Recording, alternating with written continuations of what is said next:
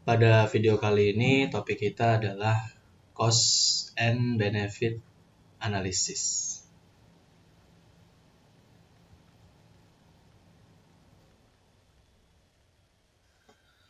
atau analisis biaya dan manfaat. Nah, biaya dan manfaat di sini yang kita bahas adalah biaya dan manfaat dari sebuah proyek publik ya. Proyek publik di sini tentu dalam hal pengadaan dan penyediaan barang publik.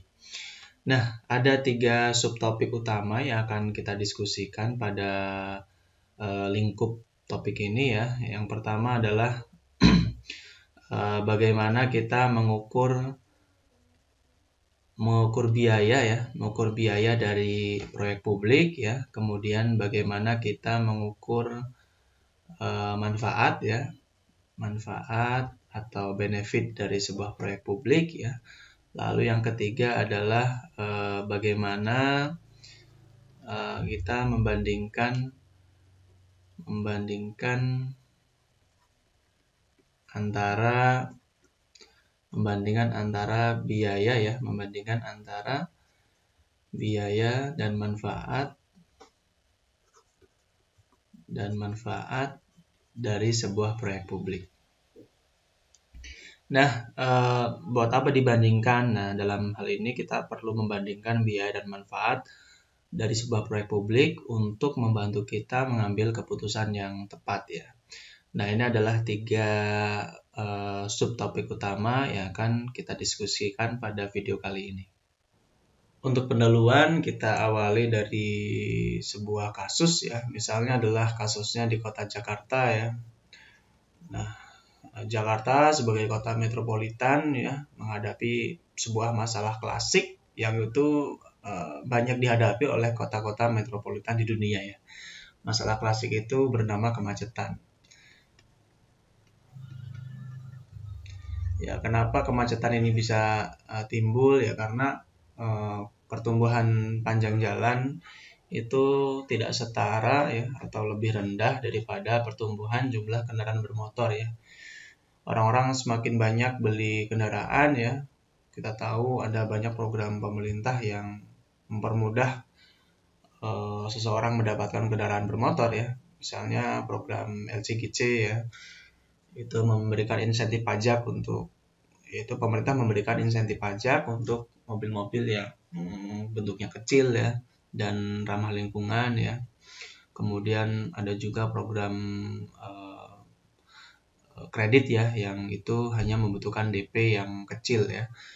Jadi semakin mudah orang membeli kendaraan ya sehingga jumlah kendaraan semakin hari semakin meningkat, tetapi jumlah pembangunan jalan itu cenderung lebih rendah daripada jumlah kendaraan yang terus bertumbuh. Nah, maka timbullah masalah kemacetan. Nah, salah satu usaha yang dilakukan oleh pemerintah Jakarta dalam hal ini untuk mengatasi kemacetan ada macam-macam ya. Misalnya ada pembangunan busway ya. Kemudian misalnya yang baru-baru ini adalah MRT ya.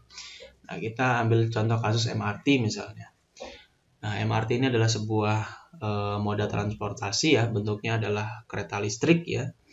Yang ini bisa lebih efisien ya, kemudian lebih nyaman juga untuk digunakan ya, dan cocok untuk kota metropolitan. Ya. Nah, kita lihat ketika pemerintah memutuskan untuk memilih MRT, tentu ada beberapa pertimbangan yang sebelumnya telah dilakukan oleh pemerintah ya, yaitu berupa kajian-kajian. Nah, kajian-kajian tersebut bentuknya adalah berupa cost dan benefit analysis.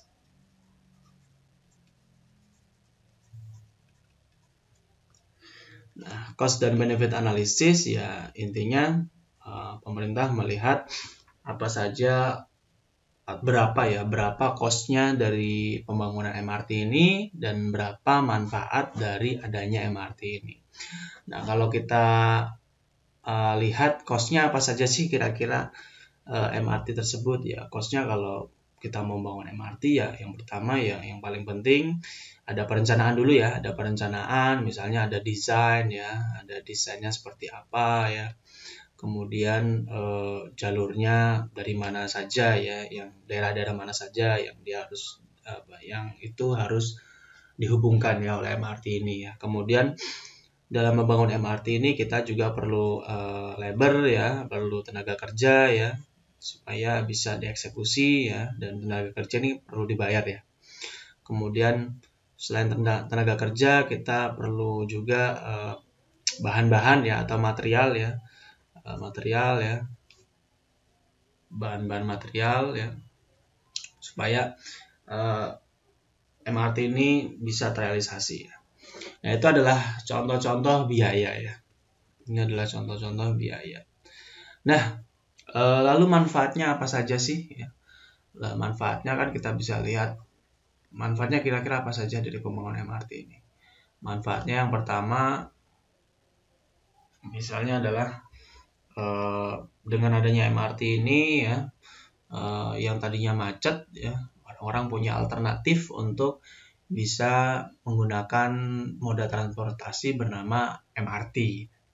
Akibatnya ada waktu yang dihemat ya. Tadinya kalau dia menggunakan kendaraan pribadi lewat jalan raya, misalnya dari rumah ke kantor butuh 1 jam ya, karena harus macet-macetan ya. Kalau dia naik MRT misalnya cukup 15 menit ya.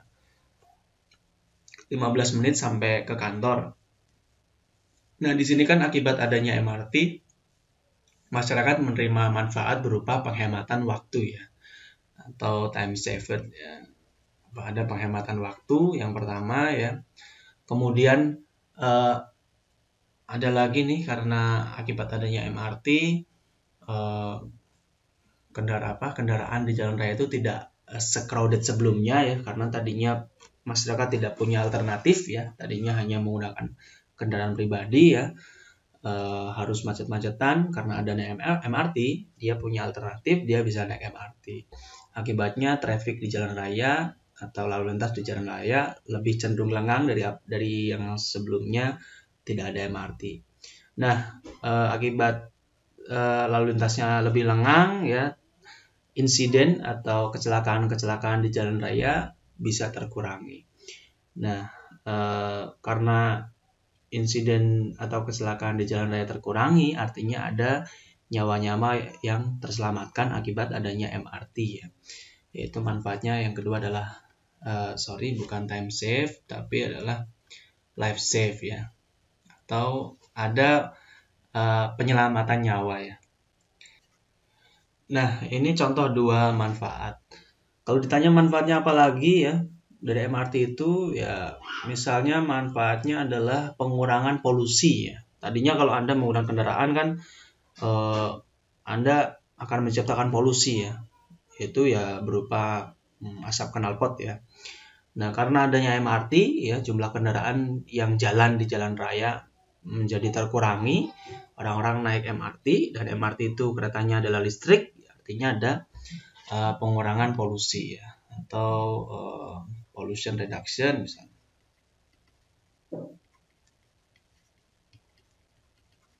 Misalnya ini adalah 3 manfaat dari adanya MRT ya.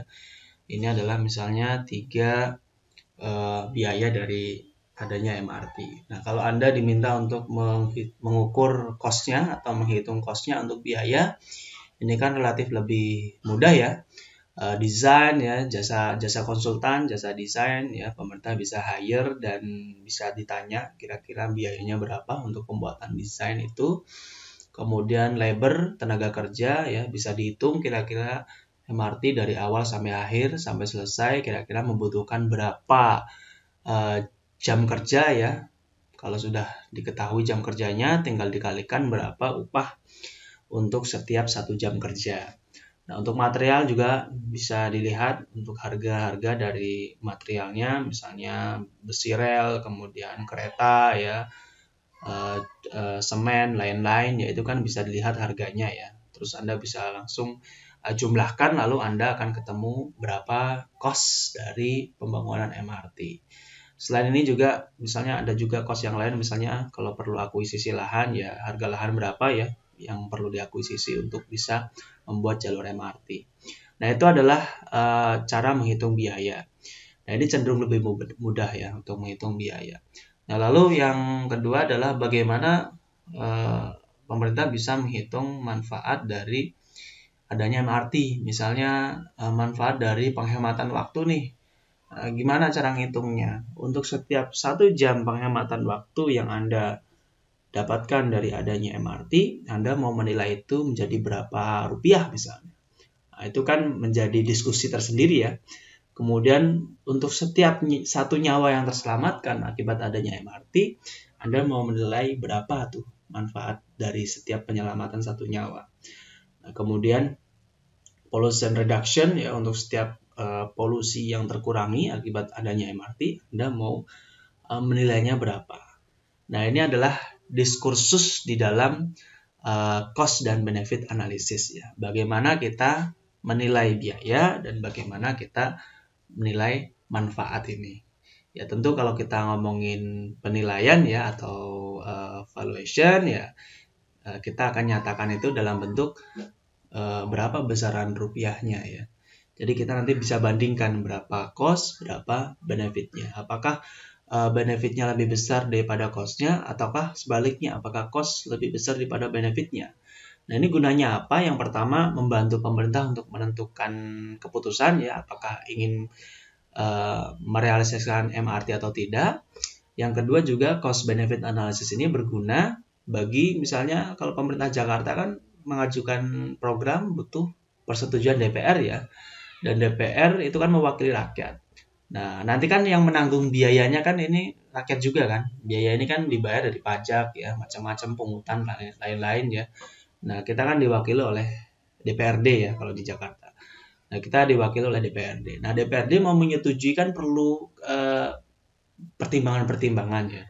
Nah, pemerintah untuk meyakinkan DPRD ya bisa juga menggunakan cost benefit analysis ini untuk membantu pemerintah meyakinkan DPRD supaya DPRD mau menyetujui proyek MRT tersebut.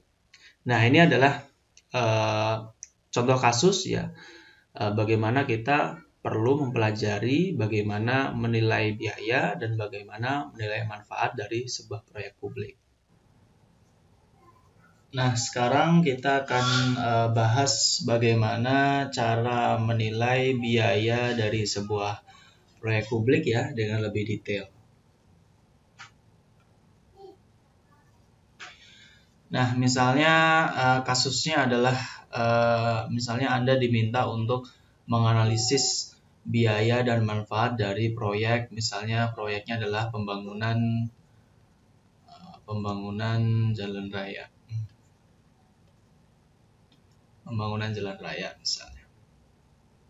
Oke, ini adalah subtopik kita yang pertama, yaitu terkait bagaimana mengukur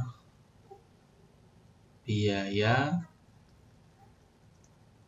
dari proyek publik.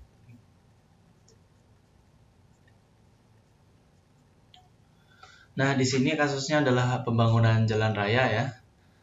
Jadi kalau Anda diminta untuk menganalisis pembangunan jalan raya menggunakan analisis biaya dan manfaat ya, maka kita akan identifikasi kira-kira apa saja biaya-biaya yang dibutuhkan untuk membangun jalan raya dan apa-apa saja manfaat yang didapatkan dari adanya jalan raya tersebut ya. Oke, di sini saya munculkan tabel ya, sebuah tabel ya. Ini adalah tabelnya. Ini adalah tabel yang berisi apa-apa saja biaya dan manfaat dari adanya pembangunan jalan raya. Nah, di sini yang pertama kita butuh aspal ya. Kita butuh aspal supaya kita bisa membangun. Kemudian kita butuh tenaga kerja ya. Dan juga kita butuh biaya maintenance atau biaya perbaikan ya. Karena jalan raya itu ketika dipakai dia akan mengalami berbagai kerusakan ya seiring berjalannya waktu sehingga memerlukan biaya perbaikan. Nah, di sini aspalnya misalnya di kasus ini adalah kita butuh 1 million bags atau 1 juta sak semen ya. Kemudian kita butuh 1 juta jam kerja misalnya.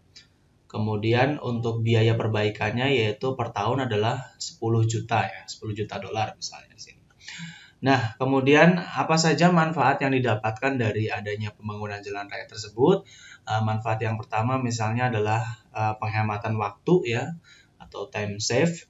Jadi dengan adanya jalan raya tersebut, lalu lintas menjadi lancar, terus karena lancar Anda lebih bisa menghemat waktu ya, yang tadinya perjalanan ditempuh 2 jam misalnya, karena ada jalan raya baru, perjalanan lebih cepat, sehingga itu kita anggap sebagai benefit ya, atau manfaat dari pembangunan jalan raya tersebut ya. Di sini misalnya manfaatnya adalah 500.000 jam per tahun. Nah, kemudian manfaat yang kedua adalah life save ya. Life save artinya gini ya, saat sebelum ada jalan raya lalu lintas crowded dan bisa memicu timbulnya banyak kecelakaan. Tapi ketika ada jalan raya, lalu lintas menjadi lancar, kemudian karena lancar, banyak nyawa-nyawa yang terselamatkan. Nah, nyawa-nyawa yang terselamatkan di sini adalah karena dengan adanya jalan raya ini mampu mengurangi insiden kecelakaan di jalan raya ya. Jadi kita anggap hal tersebut sebagai manfaat ya. Nah, di sini misalnya adalah ada 5 nyawa yang terselamatkan per tahunnya. Nah, ini adalah cost dan benefit. Nah, misalnya Anda diminta untuk mencari total biayanya, maka Anda dengan gampang tinggal dicari saja harga satuannya ya. Harga satuan dari masing-masing item ini ya. Kalau kita butuh aspalnya 1 juta sak ya, maka tinggal dicari saja satu saknya harganya berapa, lalu dikali dengan 1 juta, maka kita akan dapatkan total biaya semen. Kemudian kita misalnya untuk menghitung total biaya dari jam kerja ya, kita butuhnya adalah 1 juta jam kerja, maka tinggal dicari saja 1 jam kerja itu berapa ya harganya. Kemudian misalnya untuk ongkos perbaikan butuh 10 juta dolar per tahun misalnya. Nah, tinggal dicari saja jalan raya itu diproyeksikan untuk berapa tahun misalnya masa pakainya. Nah, itu adalah cara mencari total biaya, namun cara tersebut caranya bukan cara ekonomi ya, tapi caranya adalah cara akuntansi, atau kita sebutnya sebagai cash flow accounting. Nah, cash flow accounting ini adalah sebuah metode akuntansi yang dengan simple ya, hanya cukup menambahkan seluruh biaya-biaya yang perlu dibayarkan oleh pemerintah ya kepada input-input yang dibutuhkan dalam membangun proyek misalnya jalan raya. Nah, namun ya kalau kita bicara konsep social marginal cost ya,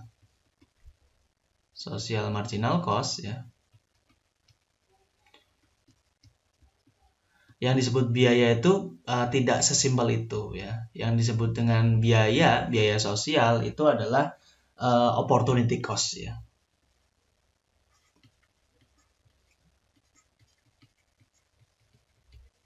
Opportunity cost. Nah, opportunity cost itu apa? Intinya opportunity cost itu adalah ketika sesuatu itu dinilai pada penggunaan terbaiknya ya. Misalnya gini, berapa opportunity cost Anda menganggur misalnya. Nah, kalau Anda menganggur misalnya, berapa harga opportunity cost untuk 1 jam menganggur misalnya. Nah, kalau menganggur itu kan waktu ya, waktu yang Anda gunakan. Nah, kalau kita ingin menilai waktunya, maka ketika 1 jam menganggur itu, nah 1 jam itu sebenarnya terbaiknya bisa digunakan untuk apa? Nah, misalnya terbaiknya 1 jam itu bisa digunakan untuk bekerja. Ketika Anda bekerja, akan dapat gaji per jam misalnya 100.000. Nah, maka kita bisa katakan bahwa opportunity cost Anda dari menganggur 1 jam itu adalah 100.000.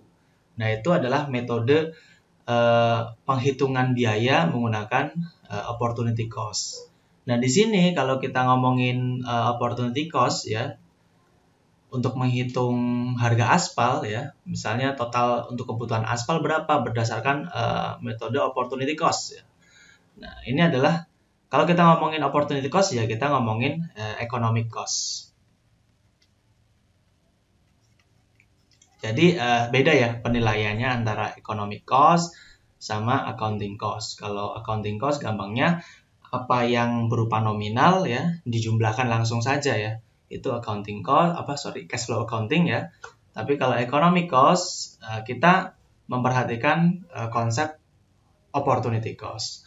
Nah, misalnya pemerintah membeli satu aspal misalnya harganya adalah seharga $10 misalnya. $10 per bags misalnya ya. $10 per bags misalnya.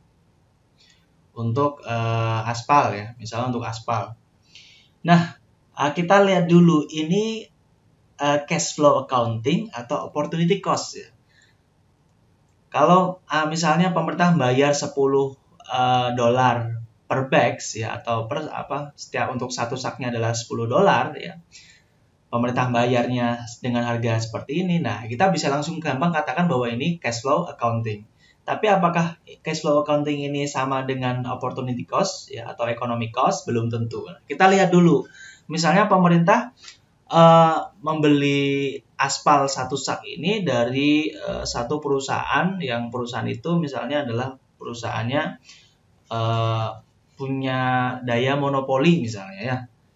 Jadi $10 per sak itu dibeli oleh pemerintah ya karena perusahaannya cuma satu. Ini berarti apa? Ini berarti bukan opportunity cost ya, tapi ini adalah cash flow accounting. Kenapa bukan opportunity cost? Gampangnya gini, opportunity cost itu ya akan sama dengan price ya, dia akan sama dengan price. Kalau apa? Kalau harga itu kita dapat dari pasar yang perfectly kompetitif ya, pasar yang kompetitif ya. Pasar yang persaingan sempurna. Misalnya gini, pemerintah bayar $10 untuk satu sak semen. Kebetulan di pasar yang persaingan sempurna, satu sak semen itu harganya $10 juga. Nah, berarti $10 di sini ya sebagai accounting cash flow accounting juga bisa kita katakan bahwa itu opportunity cost-nya. Tapi kalau pemerintah bayar $10 untuk satu sak semen, sedangkan di pasar misalnya harga satu sak semen itu di pasar persaingan sempurna ya, di pasar harga dari satu sak semen itu misalnya adalah $5 per sak ya, per bags ya. Maka apa? Maka opportunity cost sebenarnya untuk satu sak semen itu adalah $5 ya. Lalu $5 kelebihannya apa? $5 kelebihannya kita katakan itu sebagai rents ya. Rents atau kalau Anda artikan sewa. Jadi sebenarnya yang economic cost-nya hanya $5 per sak.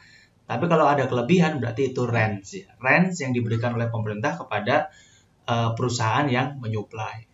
Nah, kemudian misalnya saya tulis di sini ya. Misalnya kita bahas yang selanjutnya adalah labor misalnya.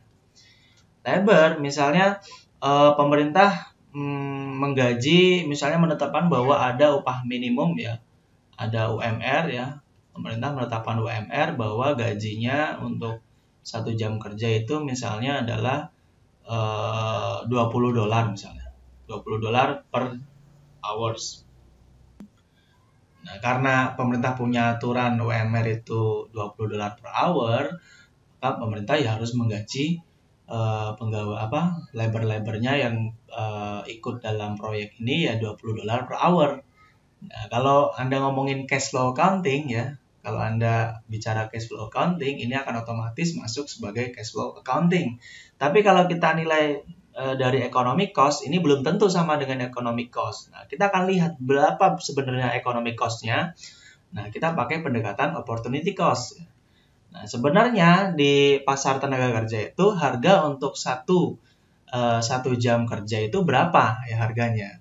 Nah, misalnya $10 per jam misalnya. Ini dari pasar tenaga kerja nih yang kompetitif ya. Pasar kompetitif equilibriumnya adalah $10 per jam. Nah, maka ini economic cost-nya adalah $10 per jam. Sisanya $10 per jam itu adalah apa? $10 per jamnya itu kita akui sebagai rent ya. Gampangnya ini adalah transfer. Jadi pemerintah tuh nggak cuma gaji, tapi juga sekaligus kasih transfer kepada labor-nya. Ya. Kalau ini transfer kepada labor, kalau ini yang tadi adalah transfer kepada perusahaan penyuplai semennya. Nah, ini adalah perbedaan dalam menilai dengan gaya cash flow accounting dan gaya opportunity cost. Ya. Jadi pentingnya di situ. Nah, kalau kita ingin menilai ini dengan pendekatan ekonomi, maka kita harus nilai ini dari pendekatan opportunity cost ya. Karena yang kita nilai adalah social marginal cost. Nah, terakhir yang ini yang biaya perbaikan atau repairs ya. Di sini rinciannya adalah $10 juta per tahun. Nah, kalau kita gunakan teori opportunity cost ya, maka jalan ini misalnya digunakan sampai infinite tahun ya, sampai tahun tidak terhingga misalnya. Kalau kita diminta untuk menghitung totalnya, total biaya perbaikan, maka kita bisa gunakan prinsip namanya present discount value ya. Nah, kita gunakan discount rate. Discount rate. Nah, kenapa kita menggunakan prinsip discount rate? Ya, karena 10 juta, pemerintah kan harus ngeluarin biaya repair 10 juta per tahun nih. Tahun ini ngeluarin 10 juta ya. Oke, saya gulir ke bawah. Oke, ini tahun 0 ya. Terus pas tahun 1 pemerintah ngeluarin 10 juta ya. Tahun 2 pemerintah ngeluarin 10 juta. Tahun 3 pemerintah ngeluarin 10 juta. Terus ya. Nah, dia pengeluarannya adalah setiap tahun. Nah, kalau Anda diminta untuk menghitung berapa biaya perbaikan dari jalan raya itu di dalam masa sekarang ya. Nah, maka kan Anda harus menggunakan prinsip present discount value. Nah, di sini kalau dia tahunnya adalah kita asumsikan infinite ya, karena jalan raya itu digunakan terus menerus. Kita asumsikan infinite, ya, maka gampangnya kita nilainya di masa sekarang gimana? Gampangnya present discount value-nya adalah nilainya itu adalah berapa tadi? 10 juta ya, 10 juta dibagi dengan misalnya kita harus tahu discount rate-nya berapa. Nah, discount rate-nya misalnya 5% per tahun. Maka kita langsung aja dibagi 0,05. Nah, nanti akan kita ketahui nilainya berapa ya. Misalnya 10 dibagi 0,05 berapa? Kita hitung $200 juta. Nah, ini adalah prinsip dari cara menghitung biaya dengan pendekatan opportunity cost ya. Nah, lalu bagaimana cara menghitung manfaat ya? Kita lihat bahwa manfaatnya di sini ada penghematan waktu ya, lalu ada nyawa-nyawa yang terselamatkan ya. Bagaimana kita menghitung ini sebagai dalam bentuk nominal ya. Nah, itu akan kita diskusikan lebih detail sekarang. Oke, saya gulir ke bawah. Oke, sekarang kita diskusikan terkait bagaimana mengukur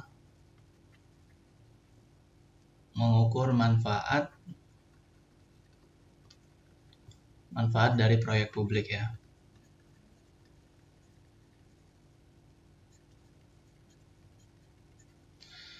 Kita masih pakai kasus yang ini ya, yang pembangunan jalan raya. Di sini kita akan diskusikan terkait dua manfaat ini, yaitu manfaat penghematan waktu dan manfaat penyelamatan nyawa. Nah, yang pertama kita akan diskusikan terkait manfaat penghematan waktu ya. Oke, manfaat time saved. time saved. Kalau kita kembali ke yang tadi terkait pengukuran biaya dari proyek publik, terlihat lebih mudah ya dibandingkan ketika kita harus mengukur kira-kira berapa manfaat dari proyek publik. Salah satu contohnya adalah terkait manfaat penghematan waktu. Nah, kalau kita ngomongin time saved, ada dua pihak yang diuntungkan dari pembangunan proyek publik berupa jalan raya ya, kasusnya kayak tadi. Oke, misalnya ini adalah jalan raya ya. Nah, jadi yang menggunakan jalan raya ini bisa produsen, bisa konsumen ya. Kalau yang menggunakan adalah produsen, maka keuntungan produsen adalah misalnya produsen itu bawa bahan baku atau ketika mendistribusikan barangnya kepada konsumen, kan produsen menggunakan misalnya truk ya. Truk itu yang tadinya misalnya dari pabrik ke misalnya ke pasar dia membutuhkan waktu 8 jam misalnya biasanya karena ada pembangunan proyek jalan raya, sekarang dia bisa lebih cepat sampai ke pasar ya. Jadi tadinya 8 jam, kemudian misalnya jadi 4 jam. Nah, itu kan adalah keuntungan penghematan waktu bagi produsen. Dan kalau bagi produsen itu kan implikasinya adalah kalau kita gambarkan dalam kurva, yang tadinya misalnya kurva supply-nya seperti ini, karena marginal cost-nya turun, sekarang marginal cost-nya bertambah ke kanan ya. Karena jadi lebih murah, dia bergeser ke kanan dan supply barang jadi bertambah ya, harganya juga menurun ya. Nah, benefitnya seperti ini bagi produsen ya. Nah, kalau bagi konsumen bagaimana akibat adanya penghematan waktu ya? Misalnya konsumen di sini misalnya masyarakat. Nah, masyarakat kan saya katakan konsumen atau masyarakat ya. Nah, masyarakat karena misalnya masyarakat ini biasanya pakai jalan ini buat pergi bekerja misalnya. Yang tadinya bekerjanya sampai dari rumah sampai kantor lama karena ada jalan raya baru, dia jadi lebih cepat sampai ke kantor. Nah, kita kan kira-kira penghematan waktu ini bagi konsumen ini harganya berapa? Nah, kalau bagi produsen kan kita tahu ya harganya bahwa bagi produsen akan menerima keuntungan ya berupa marginal cost-nya turun. Nah, kalau konsumen atau masyarakat, kita harus tahu kira-kira masyarakat itu menghargai penghematan waktu itu berapa. Nah, untuk bisa tahu kira-kira berapa masyarakat menghargai penghematan waktu yang dia dapat dari pembangunan jalan raya, kita perlu beberapa pendekatan untuk menjawab pertanyaan tersebut. Nah, meskipun ada beberapa pendekatan, tapi dari pendekatan tersebut ya tidak ada satupun yang banget memuaskan sih ya, namanya pendekatan ya, tapi akan kita review kelebihan dan kekurangan masing-masing pendekatan dalam melakukan valuasi atau melakukan penilaian. Dalam hal ini adalah bagaimana kita mendapatkan penilaian dari masyarakat ketika mereka disuruh menilai penghematan waktu yang mereka dapatkan dari adanya proyek jalan raya tersebut. Nah, ada 3 metode ya yang bisa kita gunakan. Nah, yang pertama adalah metodenya namanya adalah market based ya.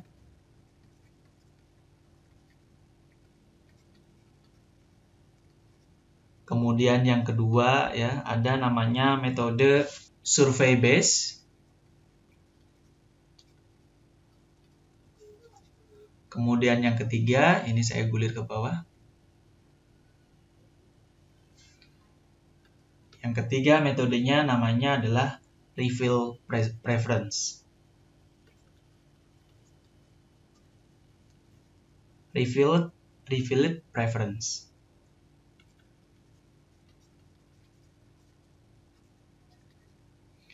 Nah, ini 3 metode dalam melakukan penilaian terhadap penghematan waktu ya. Nah, ingat penghematan waktu di sini adalah sebuah manfaat yang diterima oleh masyarakat ya dan produsen tadi. Kalau produsen relatif gampang, kita tinggal kira-kira menaksir kira-kira penghematan marginal cost yang diperoleh oleh produsen berapa dari adanya jalan raya tersebut ya. Nah, yang agak relatif susah adalah ketika kita mencoba untuk mendapatkan penilaian dari masyarakat ya terkait manfaat yang mereka terima, yaitu berupa penghematan waktu. Metode market base ini gampangnya adalah kita menggunakan basis pendekatan pasar.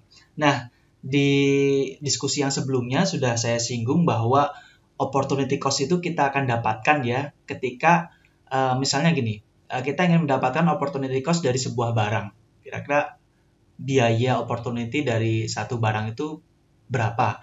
Nah, gampangnya kita akan dapatkan kalau misalnya pasar barang tersebut pasarnya adalah pasar persaingan sempurna, opportunity cost dari barang tersebut adalah ya, kalau kita singkat opportunity cost dari sebuah barang itu adalah sama dengan harga ya atau P atau harga di pasar persaingan sempurna ya.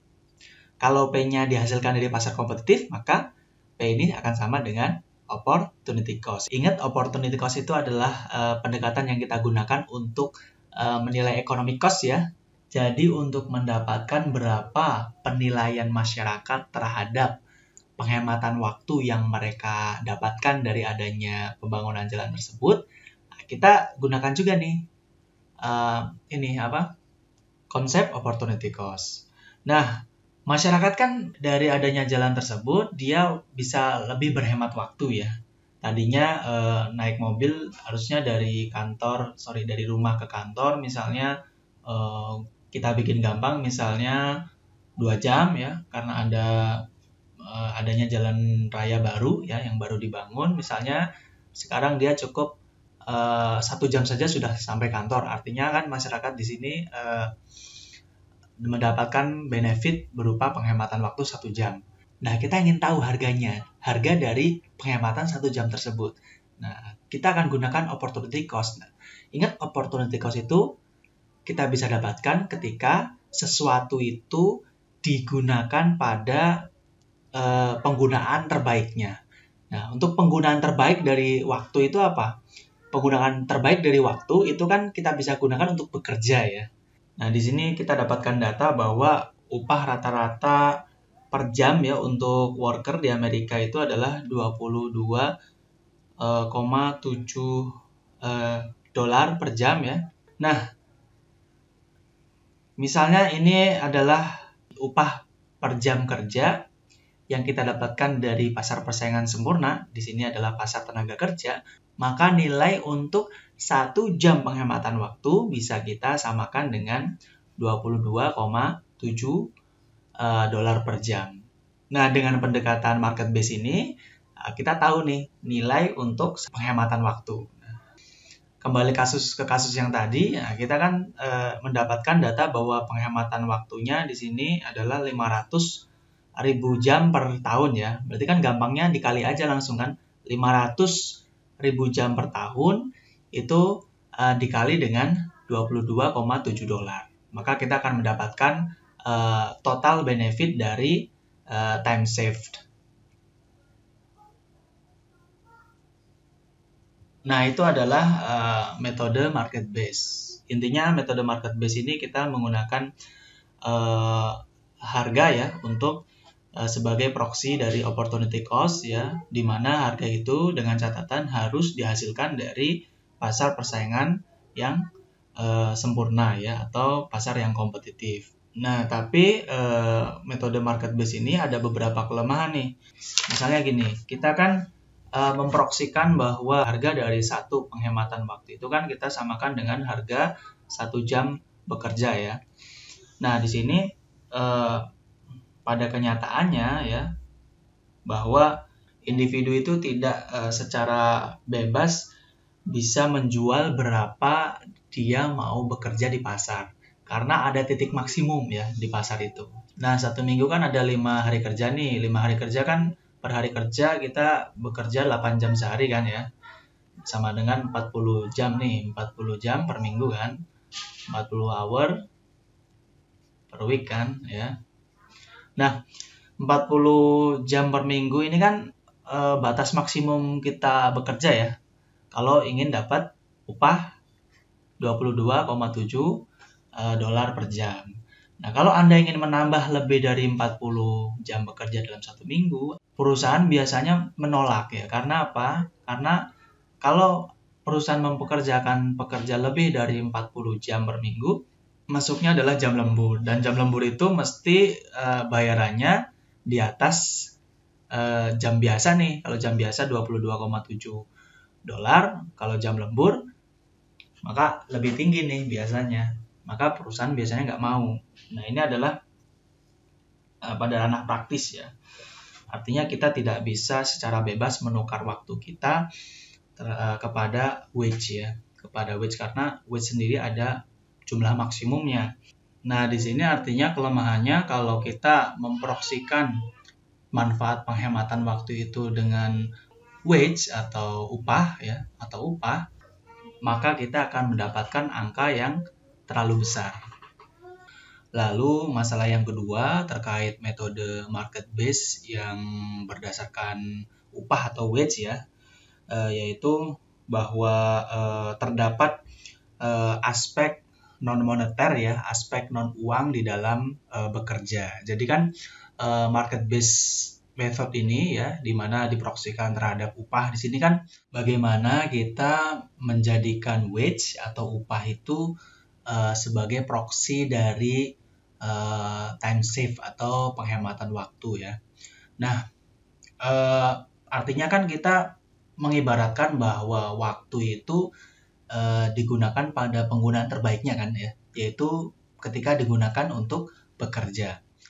Padahal di dalam bekerja itu ada aspek-aspek non-moneter. Misalnya individu itu cenderung mendapatkan keuntungan ketika dia bekerja selain wage ya, yaitu misalnya ketika kalau di kantor dia bisa menikmati AC daripada ketika harus di rumah. Kemudian di kantor suasananya misalnya lebih nyaman daripada di rumah. Nah, itu kan aspek-aspek yang didapatkan ketika dia bekerja dan itu tidak terrefleksikan oleh wage ya, oleh upah ya. Artinya kalau kita memproksikan opportunity cost dari penghematan waktu terhadap wage di sini, maka yang terjadi adalah wage itu bisa jadi terlalu kecil ya. Wage sebagai cerminan penghematan waktu itu bisa jadi wage-nya itu terlalu kecil karena ketika waktu orang itu digunakan untuk bekerja, si orang itu mendapatkan manfaat lebih dari wage yang dia dapatkan ya. Nah, itu adalah masalah-masalah yang membatasi wage atau upah ketika kita gunakan sebagai proksi untuk menghargai waktu. Masalah-masalah tersebut mendorong ekonom untuk mempertimbangkan beragam pendekatan lain ya di dalam melakukan penilaian terhadap waktu. Nah, oleh karena itu muncullah metode yang kedua, yaitu namanya metode survey based ya. Metode berbasis survei yang disebut sebagai metode contingent valuation ya. The contingent valuation. The contingent valuation ini pendekatan yang basisnya adalah survei ya.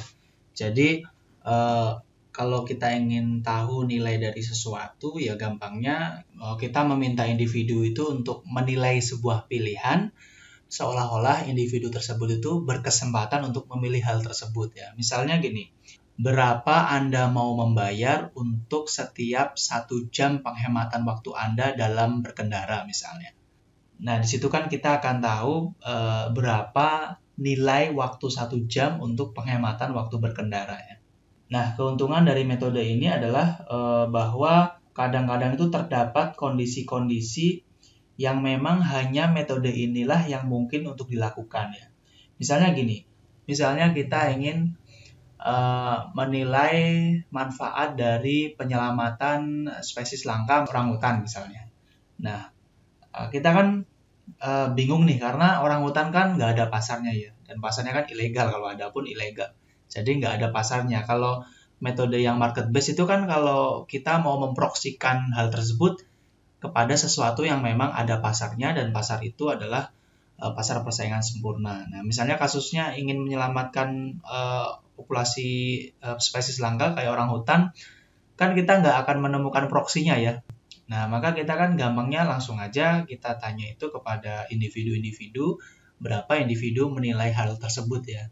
Misalnya individu A pas ditanya untuk setiap penyelamatan satu orang hutan itu bernilai, menurut saya itu bernilai dengan sekian juta misalnya, atau berapa juta. Nah, itu adalah contoh penerapan metode the contingent valuation. Meskipun pendekatan the contingent valuation ini terlihat mudah dan murah, metode ini tetap memiliki kelemahan-kelemahan. Nah, kelemahan-kelemahan itu diucapkan oleh dua orang ekonom, namanya adalah Peter Diamond dan Jerry Hausman ya. Intinya dua orang ekonom itu mengkritik bahwa karena metode ini berbentuk survei ya, artinya kan kalau survei kan berbentuk pertanyaan-pertanyaan yang itu intinya adalah kita sebut sebagai struktur survei. Nah, karena struktur surveinya beragam, maka respon dari individu juga akan beragam pula. Nah, ada 3 hal yang menjadi isu ya, yang di-highlight oleh dua orang ekonom itu ya. Yang pertama adalah pentingnya isolasi masalah ya. Pentingnya isolasi masalah. Kemudian pentingnya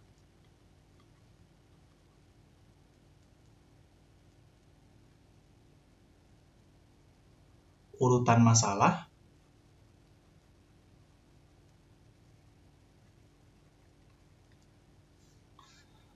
Oke, saya gulir.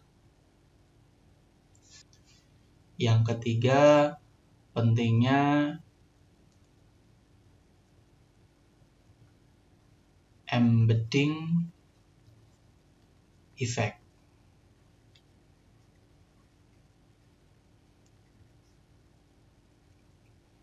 Nah, yang pertama adalah pentingnya isolasi masalah.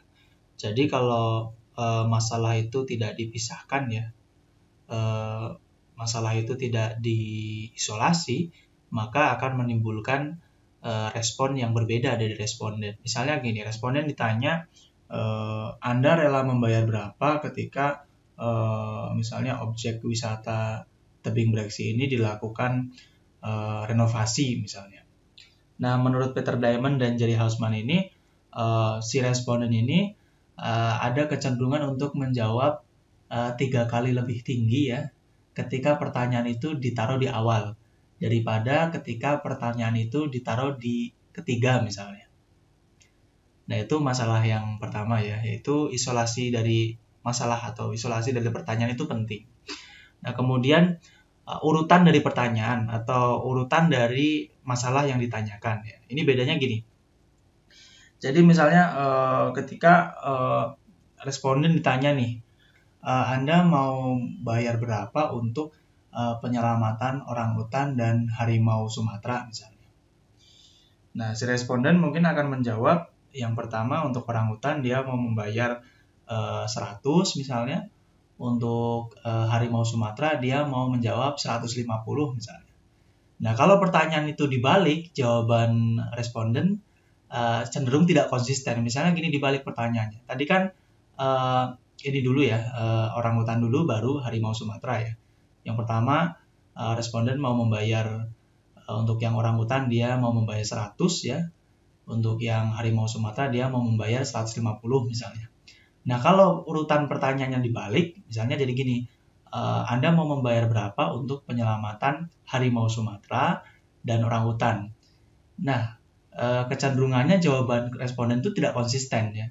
Jadi, kata Peter Diamond dan Jerry Hausman ini, si responden bisa saja menjawab untuk penyelamatan harimau Sumatera, dia mau menjawab 110 ya. Untuk penyelamatan orangutan, dia mau menjawab 70. Nah, ini kan masalah ya. Nah, kemudian masalah yang ketiga yaitu pentingnya embedding effect. Misalnya responden ditanya berapa menurut mereka nilai dari penyelamatan satu area hutan, 2 area hutan, dan 3 area hutan. Nah, masalah yang ketiga ini, embedding effect itu, kata Peter Diamond dan Jerry Hausman, si responden itu akan cenderung menjawab dengan angka yang mirip-mirip, angka yang relatif sama ya.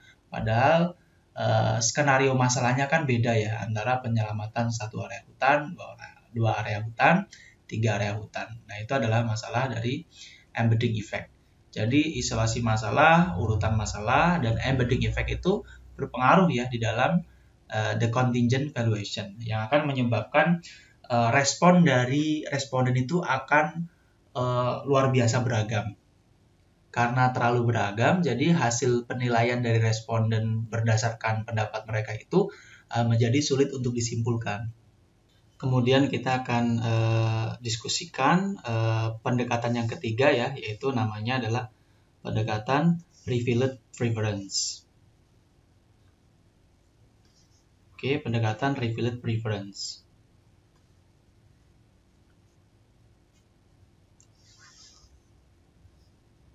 Nah, sebenarnya secara natural ya, ekonom itu kalau disuruh menilai seberapa berharga waktu, mereka akan cenderung menggunakan metode ini, yaitu metode revealed preference. Nah, revealed preference ini maksudnya adalah bagaimana sesuatu itu dinilai dari tindakan yang dilakukan oleh individu. Jadi ada mantra di ekonomi itu yang bilang begini, orang itu mungkin saja berbohong, tetapi tindakan orang tersebut ya, yang mana itu adalah sebagai refleksi dari utility maximization-nya dia, maka tindakannya itu tidak mungkin berbohong. Misalnya gini, untuk menilai berapa harga waktu 1 jam ya, berapa harga dari 1 jam waktu ya.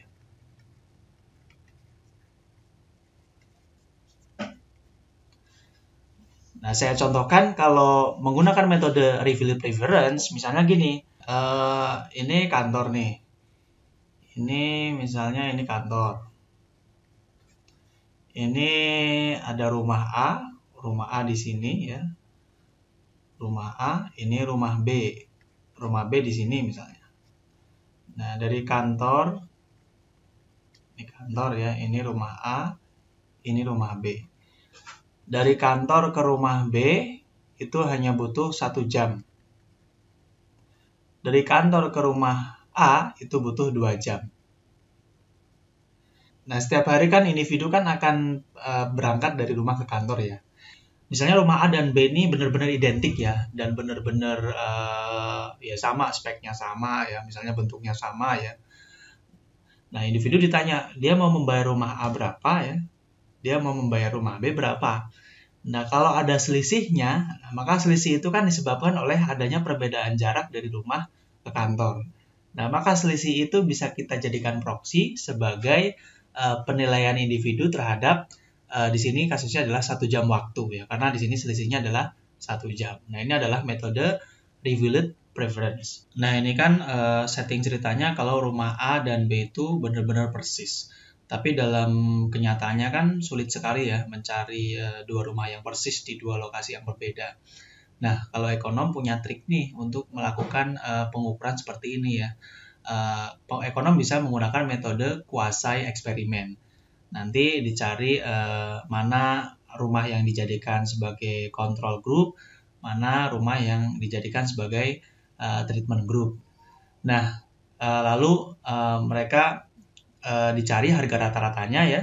Terus kalau ada selisih, maka selisih itu adalah dijadikan sebagai proksi terhadap nilai dari waktu ya. Nah, ada penelitian yang sudah meneliti hal ini dan hasilnya adalah kalau dengan menggunakan metode ini ketemunya itu untuk harga 1 jam waktu itu akan mirip ketika menggunakan metode yang pertama, yaitu market base yang berdasarkan upah atau wage yang kita bahas di awal ya. Antara market base yang berdasarkan wage dan revealed preference, terkait harga dari 1 jam waktu, itu hasilnya akan mirip-mirip.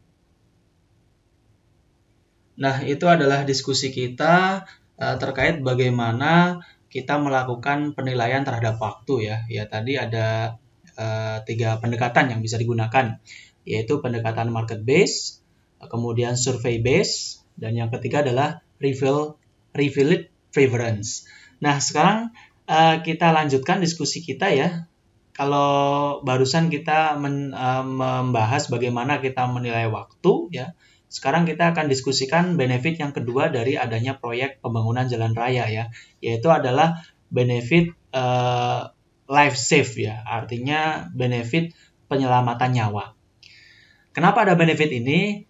Karena ya kembali ke tadi ya, akibat adanya jalan raya lalu lintas menjadi lebih lancar ya, kemudian kendaraan menjadi jauh lebih lengang daripada yang sebelumnya ya. Artinya terjadi pengurangan angka kecelakaan ya, dan pengurangan angka kecelakaan itu kita akui sebagai benefit. Nah, artinya ada nyawa-nyawa yang terselamatkan.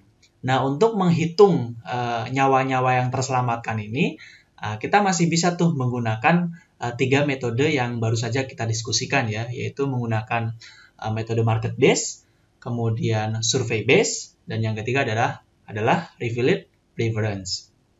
Nah, aktivitas untuk menilai nyawa itu adalah sebuah aktivitas yang tercela ya bagi kebanyakan orang ya.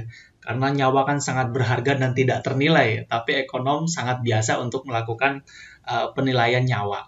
Nah, kita akan diskusikan itu ya menggunakan 3 pendekatan yang sudah kita bahas tadi ya. Tadi kan kita gunakan 3 pendekatan ini untuk menilai waktu ya. Sekarang kita juga bisa menggunakan 3 pendekatan yang sama ini untuk melakukan penilaian terhadap nyawa. Nah, kalau menggunakan market base, cara menilai nyawa gimana? Nah, kita bisa melakukan penilaian begini kalau menggunakan market base, dan pendekatannya adalah menggunakan wage ya. Di mana wage-nya ingat harus hasil dari equilibrium di pasar kompetitif. Nah, caranya gini, kalau mau pakai market base, nyawa seseorang itu kita bisa nilai caranya adalah dari kemampuan seseorang itu menghasilkan upah di seumur hidupnya. Jadi kalau kita ingin menilai nyawamu nih ya, nyawamu menggunakan pendekatan market base, ya gampang aja gini, kamu selama hidup kira-kira akan dapat upah berapa ya. Nah, itu dijumlahkan, kemudian kita lakukan present value ya. Karena kan Anda kan menerima upah itu kan dari mulai Anda misalnya umur 20 tahun sudah misalnya sudah bekerja 21 tahun, 23 tahun ya. Nah, per bulan kan Anda dapat upah itu. Nanti kita bisa agregat, kita bisa jumlahkan menjadi per tahun tuh ya. Kemudian setelah dapat per tahun, kita lakukan yang namanya adalah present discounted value ya. Seperti yang tadi sudah kita diskusikan ya, bagaimana kita menilai pendapatan kita di masa depan menggunakan sudut pandang sekarang ya, menggunakan nilai present value. Nah, jadi potensi upah yang akan kamu dapatkan seumur hidup kemudian di present value-kan, itulah harga dari nyawa kamu ya. Itu kalau menggunakan market base. Nah, sekarang kalau menggunakan metode survey base, gampangnya gini, kalau survei kan ditanya aja, kira-kira kamu menghargai nyawamu berapa? Nah, kamu akan menjawab ya. Nah, itu adalah harga nyawa kamu. Itu menggunakan survey base. Yang ketiga, reveal preference.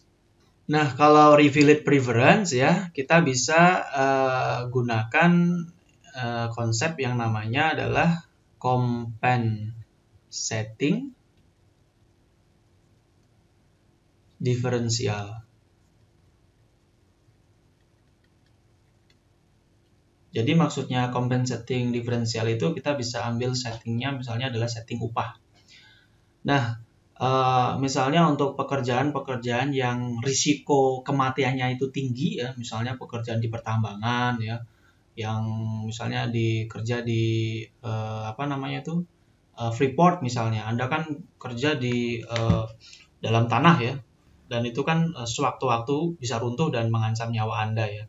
Nah, kalau menggunakan metode atau konsep compensating differential itu kita bisa membandingkan tuh antara upah di sektor pekerjaan yang itu risiko kematiannya tinggi dibandingkan dengan upah yang di sektor pekerjaan yang risiko kematiannya itu minimum sekali. Nah, kita bandingkan. Nah, kalau ada selisih, nah selisihnya itu adalah harga dari nyawa Anda. Nah, itu adalah revealed preference. Nah, khusus untuk penilaian nyawa ya, ada metode atau pendekatan lagi yang bisa dipilih ya untuk digunakan ya, yaitu pendekatan yang namanya adalah government revealed preference. Namanya pendekatannya adalah government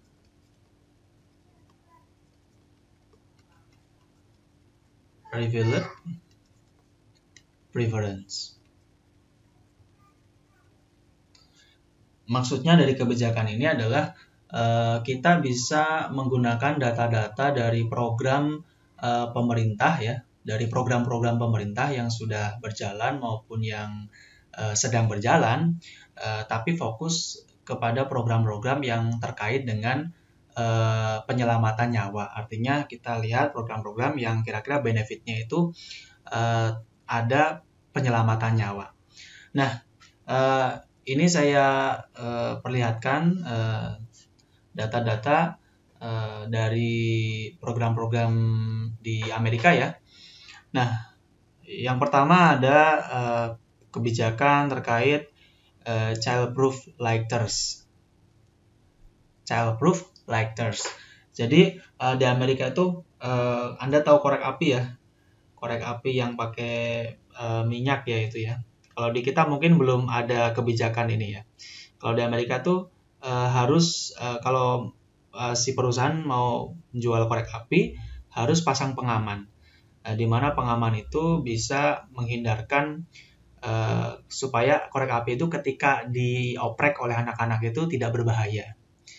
Nah, kebijakan ini ya kalau dilihat secara data dari kebijakan ini kita bisa hitung biaya untuk penyelamatan satu nyawa ya. Dan dari kebijakan ini tuh untuk setiap satu nyawa yang terselamatkan itu biayanya adalah 0,13 juta dolar. Nah, kemudian ada food labeling ya, di mana produsen makanan itu di Amerika harus melabelin makanannya, melabelin kemasan makanannya itu sesuai aturan FDA ya, di mana maksudnya adalah untuk melindungi konsumen. Nah, di sini biaya untuk penyelamatan satu nyawa dari program ini adalah 0,5 juta dolar untuk satu nyawa. Nah, kemudian ada kebijakan reflective device for truck. Jadi truk-truk itu harus memasang alat-alat yang itu reflektif memantulkan cahaya ya. Jadi kalau di jalan tuh kelihatan. Nah, ini kalau dari kebijakan ini bisa didapatkan angka 1,2 juta dolar ya untuk menyelamatkan satu nyawa. Kemudian ada kebijakan pelarangan bahan asbestos ya. Itu cukup besar ya, 7,4 juta dolar ya untuk satu nyawa. Nah, ada nilai dari nyawa itu secara statistik itu. Jadi harga dari nyawa seseorang itu adalah 9,6 juta dolar ya. Nah, ini ada kebijakan-kebijakan lainnya. Bisa lihat. Nah, nilai untuk nyawa, untuk satu nyawa itu di sini kita lihat beragam ya. Nah, ini bisa kita simpulkan bahwa biaya untuk penyelamatan nyawa itu luar biasa tinggi ya. Bervariasi dari 0,13 juta dolar sampai yang tertinggi adalah 224,1 juta dolar, yaitu kebijakan terkait pengaturan pakan ternak ya di Amerika. Nah, ini juga bisa diartikan lain ya, bahwa mungkin pemerintah ini inkonsisten ya, atau tidak memberlakukan standar yang sama dalam pembuatan kebijakannya. Nah, lalu ada sebuah konsep yang tidak kalah penting juga untuk diketahui, yaitu adalah konsep namanya adalah cost effectiveness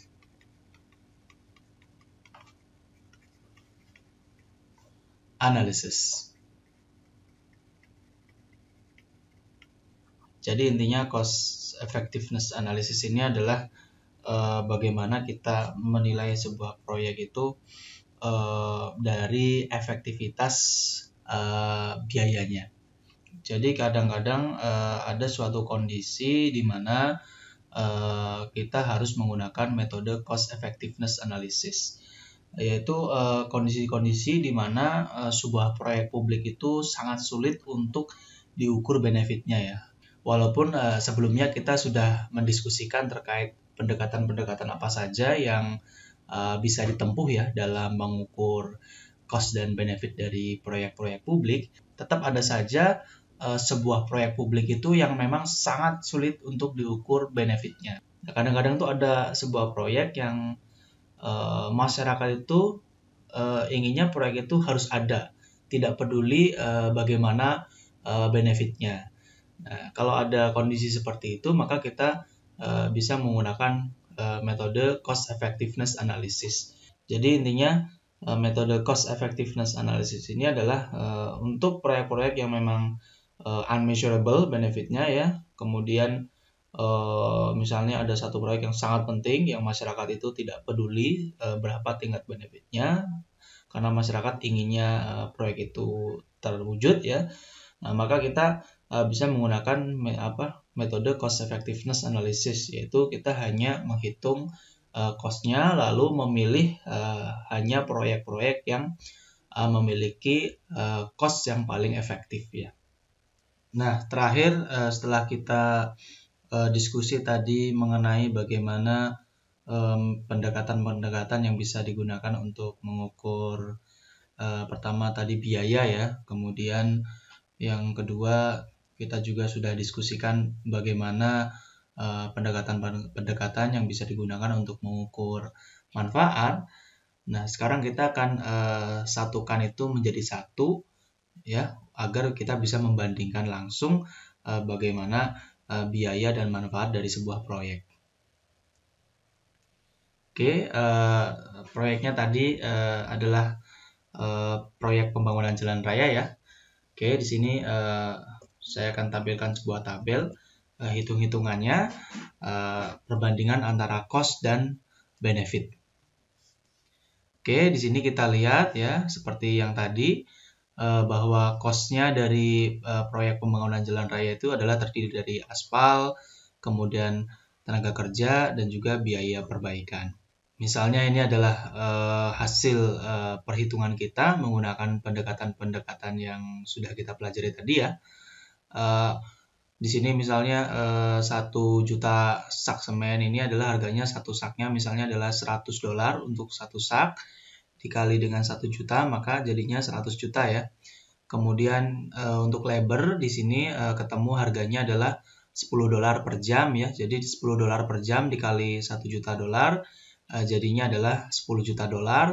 Kemudian nah ini adalah biaya perbaikan, di sini adalah $10 juta per tahun ya, dimana supaya jalan itu bisa tetap digunakan harus dikeluarkan biaya perbaikan, yaitu misalnya menambal yang bolong dan lain-lain ya. Misalnya mengganti lampu yang putus misalnya, di sini misalnya biayanya adalah $10 juta per tahun, dan ini kan harus dikeluarkan setiap tahun ya. Dan karena jalan itu akan bisa digunakan terus-menerus ya, dan biaya perbaikannya juga akan terus-menerus ya, makanya kita gunakan konsep present discount value tapi untuk infinite tahun ya. Jadi jumlah tahunnya kita anggap terus-menerus tidak terbatas. Jadinya kita ketemu angka $143 juta. Jadi mana di sini dapatnya kita bisa gunakan konsep present discounted value ya. Karena ini untuk jumlah tahunnya adalah tidak terbatas, maka kita bisa dapatkan angkanya dengan cara $10 juta kita bagi langsung dengan discount rate-nya di sini misalnya adalah 0,07%. Nanti kita akan ketemu cost-nya adalah $143 juta untuk tahun yang tidak terbatas.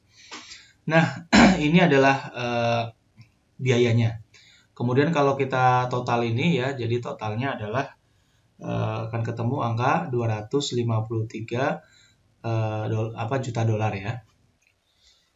Oke, lalu kita bahas manfaatnya ya.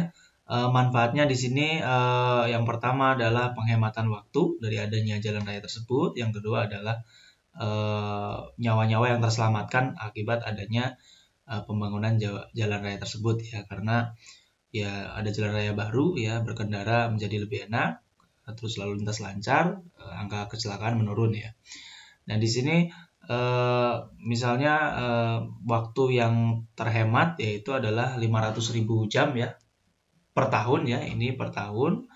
Kemudian untuk yang nyawa-nyawa yang terselamatkan di sini hitungannya adalah 5 nyawa per tahun. Nah, di sini tadi berdasarkan pendekatan dalam menilai manfaat yang sudah kita bahas tadi ya, kita ketemu ya untuk harga dari 1 jam waktu. Nah, untuk 1 jam waktu yaitu adalah dihargai 22,7 dolar per jam ya. Jadi angka ini sebenarnya didapatkan dari hasil riset ya, hasil riset yang menggunakan metode prevalent preference. Nah, ini tinggal dikali aja ya, ini dikali aja terus ketemu hasilnya adalah 11,4 juta dolar. Nah, kemudian untuk yang manfaat kedua yaitu nyawa-nyawa yang terselamatkan, ada 5 nyawa setiap tahun ya. Dan setiap nyawanya harganya adalah atau berharga 9,6 juta dolar ya per nyawa. Nah, angka ini juga dihasilkan menggunakan metode pendekatan prevalent preference ya. Jadi ada penelitian yang dilakukan oleh seorang ahli ya di Harvard yang hitungannya itu adalah menghasilkan bahwa nyawa seseorang itu setara harganya ya, rata-rata setara harganya dengan 9,6 juta dolar. Jadi hasil penelitian Harvard ini kalau kita konversikan ke dalam rupiah ya, misalnya kita kita gunakan kurs 15.000 rupiah misalnya, nah maka kita akan dapat angka bahwa satu nyawa itu setara harganya dengan 144 miliar ya. Nah, ini kan angka untuk manfaat ini kan angkanya adalah per tahun ya, sedangkan jalan raya tersebut kan akan bisa dimanfaatkan terus-menerus ya. Jadi kita asumsikan waktu penggunaannya adalah infinite, maka ini kita jumlahkan ya. Misalnya ini jumlahnya adalah, kalau kita hitung jumlahnya adalah 59,4. Nah, ini kita buat present value-nya. Maka present value-nya ya kita hitung aja 59,4. Nah, misalnya discount rate-nya adalah 7%, maka kita ketemu 0,07. Maka total manfaatnya kita dapat angkanya adalah sebesar 848,6 juta dolar. Nah, kita lihat ya bahwa biayanya adalah, biaya dari proyek jalan raya tersebut adalah sebesar ya, kita tulis di sini cost-nya adalah sebesar 253 juta dolar, sedangkan benefit-nya adalah sebesar 848,6 juta dolar. Maka kalau kita lihat di sini akan ada selisih ya. Jadi selisihnya adalah jika benefit dikurangi dengan cost-nya, maka selisihnya adalah sebesar 595,6 juta dolar. Nah, jadi di sini secara sosial masyarakat itu diuntungkan ya dari adanya proyek pembangunan jalan raya ini. Karena apa? Karena cost-nya itu lebih rendah daripada benefit yang diterima oleh masyarakat. Nah, jadi kalau kita menilai biaya dan manfaat dari sebuah proyek publik, maka gunakanlah kacamata ekonomi ya. Yang mana biaya dan manfaat itu tidak hanya dihitung menggunakan konsep cash flow accounting ya, hanya dengan menambah apa yang dibayar ya dan apa yang diterima oleh pemerintah ya. Tapi seharusnya biaya dan manfaat sebuah proyek itu dihitung menggunakan konsep ya keekonomian ya. yaitu konsep-konsep yang sudah kita diskusikan tadi. Baik, sebagai penutup pada chapter ini saya ingin menyinggung hal yang disebut sebagai distributional